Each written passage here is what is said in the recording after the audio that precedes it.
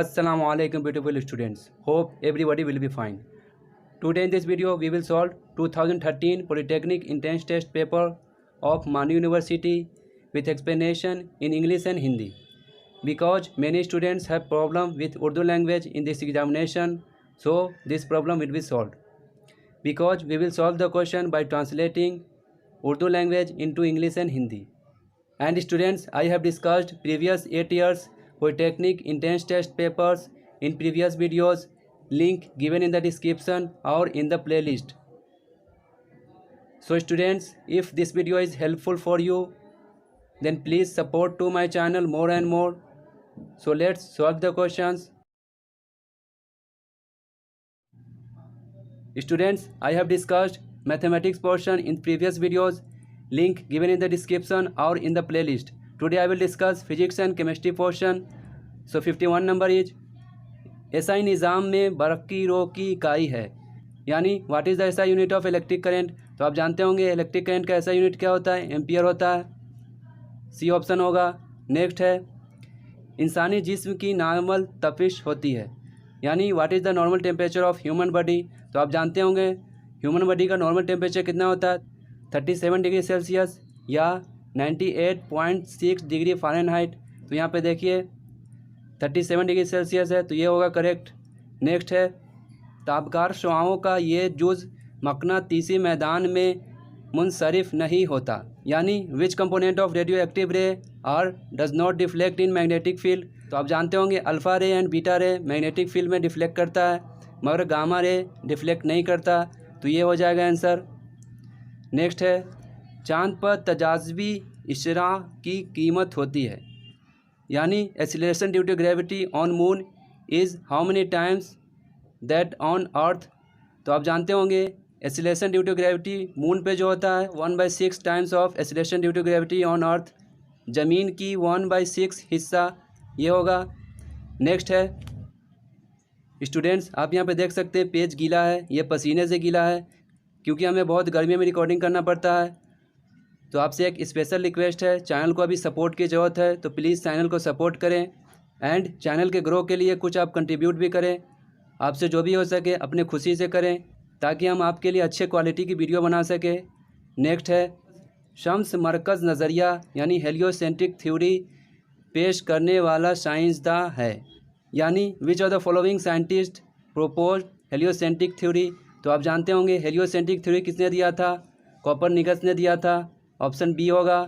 Next है आवाज़ की मौजें होती है, यानी स्पीड ऑफ साउंड इज। तो आप जानते होंगे साउंड की वजह से क्या होता है, कोई ऑब्जेक्ट वाइब्रेट करता है तो उसमें क्या आता है, मूवमेंट आता है, तो इसकी वजह से इसमें क्या होगा, मैकेनिकल वेव होगा। कौन सा ऑप्शन हो जाएगा, अर्जी मैकेनिकी मौजें यानी मैकेनिकल वेव्स, ये हो जाएगा। नेक्स्ट है एक तमसीली ट्रांसफार्मर की कारकर्दगी ईंटा होती है, यानी what is the efficiency of transformer. तो आप जानते होंगे एफिशिएंसी ऑफ ट्रांसफार्मर क्या होता है, अप्रॉक्सीमेट 100% होता है, डी ऑप्शन होगा। नेक्स्ट है बोर के जौहरी मॉडल की बुनियाद इस नज़रिए पर है, यानी Bohr's atomic model is based on which of the following. तो आप जानते होंगे बोर का एटॉमिक मॉडल किस पे बेस्ड होता है, प्लैंक्स क्वांटम थ्योरी पे होता है। तो कौन सा ऑप्शन हो जाएगा, बी करेक्ट होगा। तो आप जानते होंगे according to Bohr theory electron are revolve around a nucleus on a fixed path is called orbit.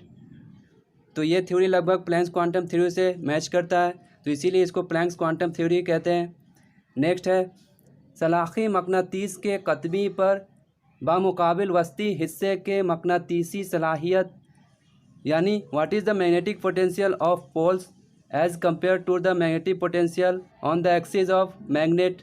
तो आप जानते होंगे magnetic potential of magnet, pole के पास क्या होता है, ग्रेटर होता है सेंटर के मैग्नेटिक पोटेंशियल से। तो क्या हो जाएगा, पोल्स पे जो मैग्नेटिक पोटेंशियल होगा वो ग्रेटर होगा सेंटर के पोटेंशियल से, तो क्या हो जाएगा, ज़्यादा होती है। नेक्स्ट है बालाए बनफशी शुआओं की रफ्तार नूर की रफ्तार के बामुकाबिल, यानी what is the speed of ultraviolet rays as compare to the speed of light. तो आप जानते होंगे जितने भी इलेक्ट्रोमैग्नेटिक वेव्स होते हैं उसका जो स्पीड होता है लाइट के स्पीड से लगभग सेम होता है। तो यहाँ पे क्या हो जाएगा, अल्ट्रा वायलेट रेज का स्पीड ऑफ लाइट के इक्वल होता है। तो ऑप्शन ए करेक्ट होगा। नेक्स्ट है औरूजी ट्रांसफार्मर यानी स्टेप अप ट्रांसफार्मर में इब्तिदाई और सानवी लच्छों की चक्रों का तनासिब यानी what is the ratio of turns of primary to the secondary coils in a step up transformer. तो आप जानते होंगे स्टेप अप ट्रांसफार्मर में प्राइमरी एंड सेकेंडरी कॉइल का जो रेशियो होता है वो 1 से लेस होता है, लगभग 1/10 होता है। तो ये क्या हो गया 1 से लेस, तो क्या हो जाएगा ऑप्शन सी करेक्ट होगा। नेक्स्ट है मकनातीसी मैदान में बर्क गुजारतार पर अमल करने वाले क़ुव्वत की सिमत की तखमीन का कानून है यानी which rule is used to determine the direction of force on a current carrying conductor. तो आप जानते होंगे करंट कैरिंग कंडक्टर में फोर्स के डायरेक्शन को फाइंड करने के लिए Maxwell left hand rule use करते हैं। तो क्या हो जाएगा ऑप्शन डी हो जाएगा। खला की मुताल्लिक मकनातीसी इजाज़ियत यानी absolute permittivity of free space की कीमत यानी what is the value of absolute permittivity of free space. तो आप जानते होंगे एब्सोल्यूट परमिटिविटी को किसे डिनोट करते हैं एप्सिलॉन नॉट से। इसका वैल्यू जो होता है 8.85 इंटू 10⁻⁻12 फैराड पर मीटर। तो मेरे हिसाब से यहाँ पे कोई ऑप्शन नहीं है। और यहाँ पे जो गिवन है ये जो होता है 4 × 10⁻⁻7 हेनरी पर मीटर, ये होता है म्यू नॉट का वैल्यू। म्यू नॉट को क्या बोलते हैं एब्सोल्यूट पर मियाबिलिटी ऑफ फ्री स्पेस। मेरे हिसाब से यहाँ पे कुछ मिसप्रिंट है क्योंकि ये जो वैल्यू होता है एब्सोल्यूट पर मियाबिलिटी का वैल्यू होता है। तो आप देखिएगा इसे। नेक्स्ट है बेहतरीन मोसिल बर्क है। मोसिल बर्क कहते हैं गुड कंडक्टर ऑफ इलेक्ट्रिसिटी यानी which of the following are good conductor of electricity. तो आप जानते होंगे यहाँ पे तांबा है यानी कॉपर, पीतल है यानी स्टील, ये भी नहीं है, फौलाद ये भी नहीं है, चांदी होगा, सिल्वर होता है best conductor of electricity. Next है मकनातीसियत की शनाख्त का यकीनी इम्तहान है यानी what is the sure test of magnetism. तो आप जानते होंगे मैग्नेटिज़म का श्योर टेस्ट क्या होता है रिपल्शन होता है। रिपल्शन को क्या बोलते हैं दफ़ा बोलते हैं। नेक्स्ट है औरतों की आवाज़ का तादाद मर्दों की आवाज़ के तादाद के मुकाबिल यानी what is the pitch of sound of women with respect to the men.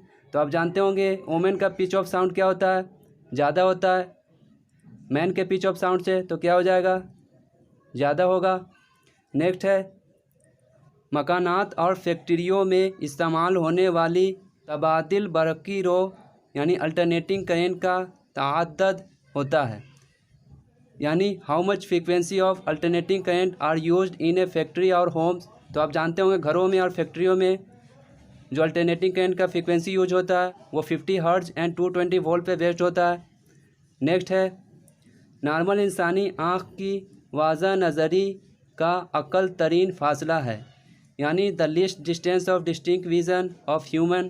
तो आप जानते होंगे least distance of distinct vision क्या होता है ह्यूमन का 25 सेंटीमीटर। 25 सेंटीमीटर ऑब्जेक्ट को आप क्लियर देख सकते। नेक्स्ट है इंसानी जिस्म का आज़ू जो ज़ियाई बरक़ी खाने की मानिंद अमल करता है यानी which of the following organ of human act as a electric cell. तो आप जानते होंगे कान जो है इलेक्ट्रिक सेल जैसा एक्ट करता है। नेक्स्ट है इस तादाद की आवाज़ इंसानी कान सुन सकता है यानी which frequency listen by a human. तो आप जानते होंगे रेंज ऑफ हेयरिंग क्या होता है ह्यूमन का 20 Hz से 20,000 Hz होता है। तो इस रेंज में जो होगा फ्रीक्वेंसी उसको सुनेगा। तो आप देख सकते हैं 5 Hz 10 Hz एंड 15 Hz 20 से कम है इस रेंज में नहीं है तो इसको नहीं सुन सकता है, सिर्फ इसको सुनेगा 500 Hz को। नेक्स्ट है बरक़ीरों की रास्त पैमाइश एम्पियर में करने वाला आला कहलाता है यानी which instrument is use to measure the current. तो आप जानते होंगे एमीटर यूज़ करते हैं करेंट मेजर करने के लिए। नेक्स्ट है मज़ाहमत की पैमाइश के लिए इस्तेमाल होता है which of the following device are used in the measurement of resistance. तो आप जानते होंगे रेसिस्टेंस को मेजरमेंट करने के लिए मीटर बेस का यूज करते हैं, जिसमें हम अननोन रेसिस्टेंस फाइंड करते हैं। नेक्स्ट है नूरी साल यानी लाइट ईयर इकाई है इसकी मकदार की, यानी light year is a unit of which quantity. तो आप जानते होंगे लाइट ईयर डिस्टेंस का यूनिट होता है, लॉन्ग डिस्टेंस का, जिसको तौल कहते हैं। नेक्स्ट है sonar sound navigation and ranking इस्तेमाल किया जाता है इस मकदार की तखमीन के लिए, यानी sonar is use to measure which of the following. तो आप जानते होंगे साउंड नेविगेशन एंड रैंकिंग समुद्र के डेप्थ को मेज़र करने के लिए यूज़ किया जाता है, तो क्या हो जाएगा समुद्र की गहराई। नेक्स्ट है ताबकार यानी रेडियो एक्टिव शय है, यानी which of the following are a radioactive element. तो सोना यहाँ पे सोना नहीं होता है, चांदी भी नहीं होता है, यूरेनियम होता है एक रेडियो एक्टिव एलिमेंट। नेक्स्ट है स्टूडेंट्स, अगर चैनल को सपोर्ट नहीं मिला तो ये चैनल बंद हो जाएगा, तो आपसे रिक्वेस्ट है चैनल को ज़रूर सपोर्ट करें। आपके जितने भी फ्रेंड्स हैं या रिलेटिव है उन सबको चैनल से जोड़ें ताकि हमें एक सपोर्ट मिलेगा। एंड चैनल के ग्रो के लिए आपका कुछ कंट्रीब्यूशन चाहिए, तो आपसे जो हो सके अपने खुशी से चैनल के लिए कंट्रीब्यूट करें ताकि अच्छी क्वालिटी में वीडियो बना सके। नेक्स्ट है इलेक्ट्रॉन को किसने दरियाफ्त किया, यानी हु डिस्कवर्ड इलेक्ट्रॉन। तो आप जानते होंगे इलेक्ट्रॉन का डिस्कवर जे थॉमसन ने किया था। नेक्स्ट है प्लैंक की मुस्तकिल कीमत क्या है, यानी the value of Planck's constant. तो आप जानते होंगे प्लैंक्स कांस्टेंट का वैल्यू क्या होता है 6.62 इंटू 10⁻³ जूल सेकेंड। नेक्स्ट है अगर n=3 हो तो d ऑर्बिटल की तादाद क्या होगी, यानी what is the number of d orbitals if number of cell is 3। तो आप जानते होंगे जब नंबर ऑफ सेल गिवन हो तो नंबर ऑफ ऑर्बिटल कैसे निकालते हैं, n का स्क्वायर यानी 3 का स्क्वायर कितना आएगा 9। तो n=3 पे टोटल 9 ऑर्बिटल्स आएंगे, जिसमें s ऑर्बिटल 1 होगा, 3 p ऑर्बिटल्स होंगे एंड 5 d ऑर्बिटल्स होगा, टोटल 9 ऑर्बिटल्स आ जाएंगे। तो d ऑर्बिटल्स पूछा है कितने होंगे 5 होंगे। नेक्स्ट है एक जौहर से दूसरे जौहर हर इलेक्ट्रॉन की मुकम्मल तकली से बनता है, यानी complete transfer of every electrons from one atom to another. तो आप जानते होंगे कंप्लीट ट्रांसफ़र एक एटम से दूसरे एटम पे कौन सा बॉन्ड बनाता है, आयनिक बॉन्ड या इलेक्ट्रोवैलेंट बॉन्ड। तो आयनिक बॉन्ड को क्या बोलते हैं, रवानी बंध। नेक्स्ट है sp इन तबाक में मौजूद है, यानी sp hybridization are present in which of the following है। तो आप जानते होंगे H2 का जो स्ट्रक्चर होता है वो कैसा होता है, लीनियर होता है। तो इसमें हाइब्रिडाइजेशन कैसा बनेगा, sp बनेगा। तो H2 मॉलिक्यूल में sp हाइब्रिडाइजेशन होता है। नेक्स्ट है पानी के सालमा में ऑक्सीजन पर कितने ज़ायद इलेक्ट्रॉन जोड़े मौजूद होते हैं, यानी how many electrons pair are present on oxygen in water molecule. तो आप जानते होंगे वाटर मॉलिक्यूल में ऑक्सीजन क्या होता है 2 हाइड्रोजन से बॉन्ड रहता है और 2 यहाँ पे लोन पेयर रहते हैं बचे हुए। तो क्या होगा वाटर मॉलिक्यूल में ऑक्सीजन पे 2 लोन पेयर होते हैं, तो 2 हो जाएगा। नेक्स्ट है किसी ग्रुप में रवानी तवानाई ऊपर से नीचे की जानिब, रवानी तवानाई बोलते हैं, आयोनिक एनर्जी को बोलते हैं, यानी when we go from top to bottom then ionic energy is. तो आप जानते होंगे जब टॉप टू बॉटम ऊपर से नीचे जाते हैं तो आयोनिक एनर्जी क्या होता है, डिक्रीज होता है। तो क्या हो जाएगा, कम होती है। आपको याद रखना है जब टॉप टू बॉटम जाते हैं तो सिर्फ 4 चीज़ इंक्रीज होता है, atomic size, atomic radius, metallic character and reduction. ये सब क्या होता है, इंक्रीज होता है। तो ये 4 आपको याद रखना, टॉप टू बॉटम में क्या होगा, इंक्रीज होगा। नेक्स्ट है अनासर की दर्जा बंदी किसने की, यानी which of the following scientist classify the element. तो आप जानते होंगे सबसे पहले एलिमेंट्स को क्लासीफाई लथर मेयर ने किया था, इसे हम अर्लीस्ट पीरियोडिक टेबल भी बोलते हैं। अगर मॉडर्न की बात किया जाए, मॉडर्न में किसने किया क्लासिफिकेशन, तो मेंडलीव का नाम लेंगे। नेक्स्ट है जौहरी निस्फ कतर की इकाइयाँ हैं, यानी what is the unit of atomic radius. तो आप जानते हैं एटॉमिक रेडियस को हम एंगस्ट्रॉम में मेजरमेंट करते हैं, तो ये होगा 1 एंगस्ट्रॉम इक्वल टू क्या होता है 10⁻⁻10 मीटर। ये भी आपसे पूछ सकता है। नेक्स्ट है इलेक्ट्रॉनिक रग़बत यानी इलेक्ट्रॉन एफिनिटी की इकाइयाँ क्या है, यानी what is the unit of electron affinity. तो आप जानते होंगे इलेक्ट्रॉन एफिनिटी का यूनिट क्या होता है, किलो जूल पर मोल होता है। इस एक और यूनिट होता है इलेक्ट्रॉन वोल्ट में, इलेक्ट्रॉन वोल्ट भी होता है। तो इलेक्ट्रॉन एफिनिटी का किलो जूल पर मोल ये भी यूनिट होता है एंड इलेक्ट्रॉन वोल्ट भी होता है। तो क्या हो जाएगा, यहाँ पे इलेक्ट्रॉन वोल्ट है। नेक्स्ट है एशिया की हल पजीरी मुनहसर होती है, यानी solubility of substance is depends on. तो आप जानते होंगे किसी भी सब्सटेंस का सोलिबिलिटी उसके सोल्यूट पर, सॉल्वेंट पे एंड टेम्परेचर भी करता है। तो क्या हो जाएगा, मुखल की खासियत पर यानी प्रॉपर्टीज़ ऑफ सोल्यूट, मुखलिल की खासियत पर यानी प्रॉपर्टीज़ ऑफ सॉल्वेंट, तपिश पर यानी टेम्परेचर पर। तो ऑल ऑफ दीज होगा, सभी पे करता है solubility of substance depend. Next है मुअय्यारी महलूल को किस में तैयार करते हैं, यानी standard solution is prepared by which of the following. तो आप जानते होंगे स्टैंडर्ड सॉल्यूशन को वॉल्यूमेट्रिक फ्लास्क में तैयार करते हैं। वॉल्यूमेट्रिक फ्लास्क को क्या बोलते हैं, स्टैंडर्ड फ्लास्क। नेक्स्ट है लुआब दहन का पीएच क्या होता है, यानी पीएच रेंज ऑफ सैलिवा। तो आप जानते होंगे सैलिवा का पीएच रेंज क्या होता है, 6.4 से 6.9। नेक्स्ट है महलूल का पीएच जिसका H+ आयन कंसनट्रेशन 1 × 10⁻⁵ होता है, यानी what is the pH of solution if H+ ion concentration is 1 × 10⁻⁵। तो आप जानते होंगे पीएच इक्वल टू क्या होता है, minus H+ ion concentration. H+ ion concentration कितना है, 10⁻⁵। तो क्या हो जाएगा, लॉग की प्रॉपर्टी से ये पावर इसके कोफिशिएंट में आएगा। तो पीएच इक्वल टू क्या आ जाएगा, ये -5 यहाँ पे मल्टीप्लाई होगा, -+5 log 10 बचेगा। log 10 का वैल्यू क्या होता है 1, 5 × 1 5 आएगा, यानी पीएच क्या आ जाएगा 5 आएगा। नेक्स्ट है अगर महलूल के पीएच की कीमत 14 हो तो इसका H+ आयन होता है। आप जानते होंगे जब पीएच गिवन हो तो H+ आयन कंसनट्रेशन कैसे निकालते हैं, H+ आयन इक्वल टू होता है 10 to the power minus pH. तो 10 टू द पावर कितना हो जाएगा, -14। तो ऑप्शन सी करेक्ट होगा। नेक्स्ट है हीरे का इनताफ नुमा होता है, यानी what is the refractive index of diamond. तो डायमंड का रिफ्रैक्टिव इंडेक्स क्या होता है, 2.42। तो ये होगा। स्टूडेंट्स आप देख सकते हैं यहाँ पे कितना पसीना है कि पूरा पेज गीला है।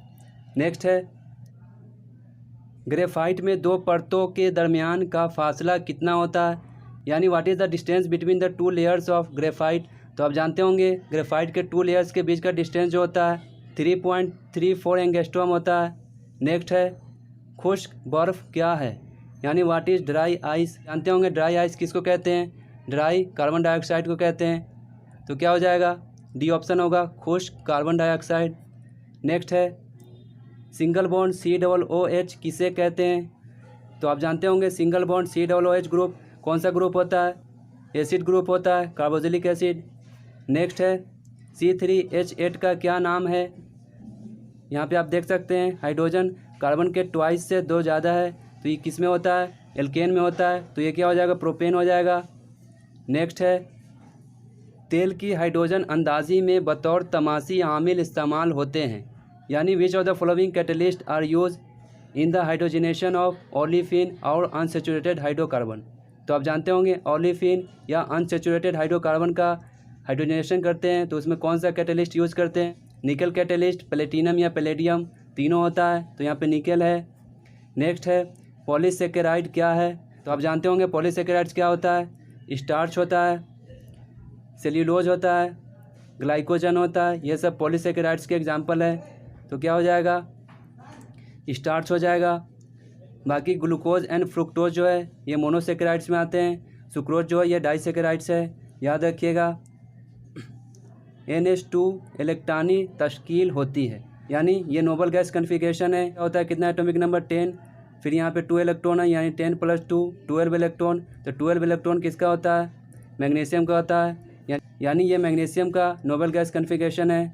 नेक्स्ट है बेरिलियम से रेडॉन की जानिब मुंदरजा झेल की कौन सी खासियत बढ़ती जाती है, यानी which of the following property are increases if we go from beryllium to radon.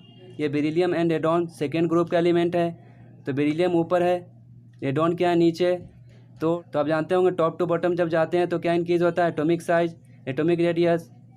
Metallic character and reduction, तो क्या हो जाएगा, बरकी मनफियत इलेक्ट्रोनिगेटिविटी डिक्रीज़ करता है, रवानी तवानाई यानी आयनाइजेशन एनर्जी ये डिक्रीज़ करता है, जौहरी हज़्म यानी एटॉमिक वॉल्यूम ये इंक्रीज़ करता है।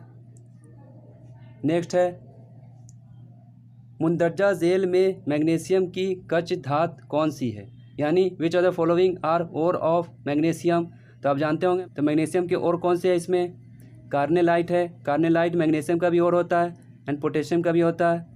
So students I have discussed total 100 questions in 2 parts. I hope it will be help you. If any doubts regarding these questions, then please comment your questions in the comment box.